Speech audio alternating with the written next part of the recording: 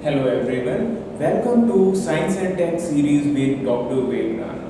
Topic for today's discussion is from defense section, and we all have seen in defense we are currently witnessing a major milestone. Finally, the game changer aircraft is arriving in India, and Ambala has been trending ever since on Twitter the moment this news is breaking up. So by tomorrow we will see this milestone happening. The five Rafale aircrafts are expected to land at Ambala Air Base. So this topic is once again in limelight. Yes, in 2019 there was a lot of controversies, and 2018 phase regarding the acquisition deal.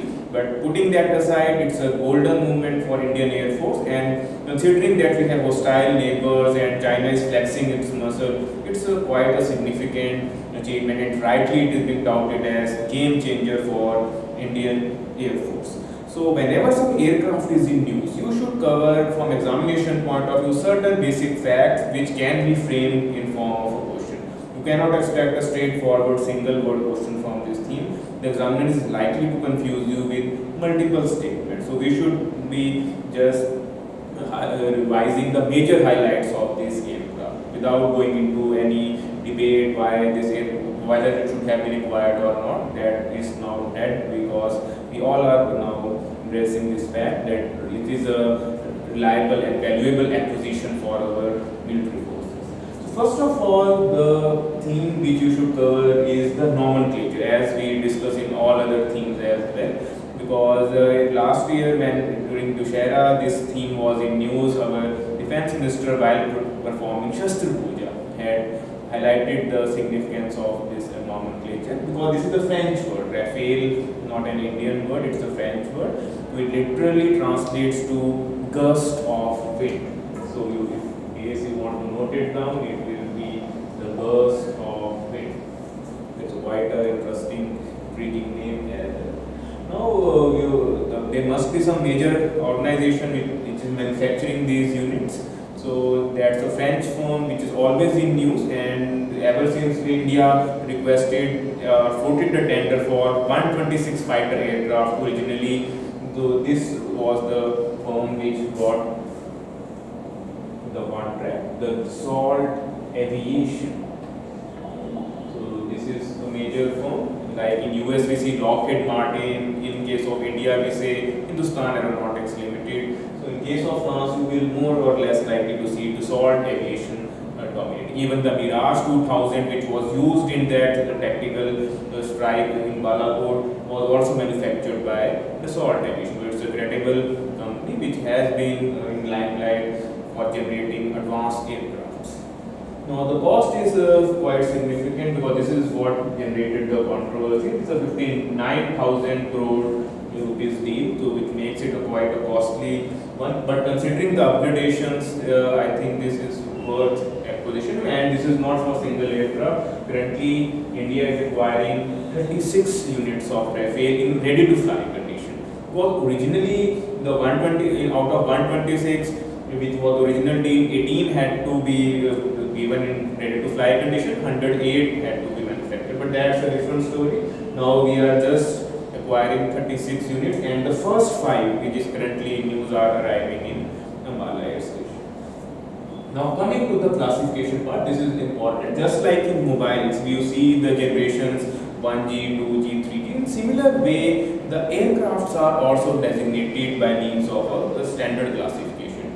Currently, the most advanced aircraft is 5th generation fighter aircraft, and currently only US Air Force has that. It is F-22 Raptor, manufactured by Lockheed Martin itself.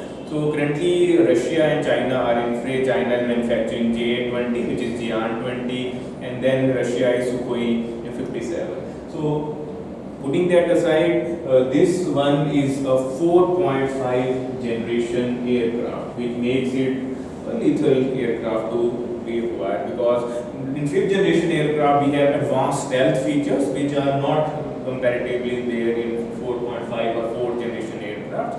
But nevertheless, this aircraft has been already tested in Libya, in Syria, so that makes it more reliable. So China's J-20 hasn't used been in combat, and advanced superior missile capabilities make it the near competent. And some of the military personnel have already highlighted that yes, it is or it will be forced to reckon with China. In Pakistan, F-16, F-17, they will not be able to match the advanced capabilities of what Rafael has to do.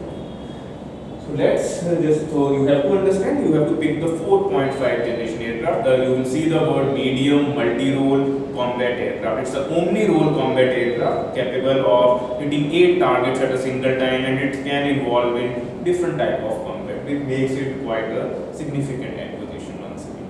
So coming to the missiles part, which has given made it quite famous, is these specific missiles. So at least you should cover the first one, because these are the ones which are giving it all the attention. Coming to Meteor, the technical word to describe it is BVRAAM, Beyond Visual Range Air-to-Air Missile. Considering there is an aircraft who want to hit it, so it can launch its Meteor missile, which can hit at a target at almost 150 kilometers. Because our own Astra and other missiles which are in similar category generally travel up to 70 to 80 kilometers. So it's one of the best ranges to have beyond the visual line. Without line of sight, you could hit with precision.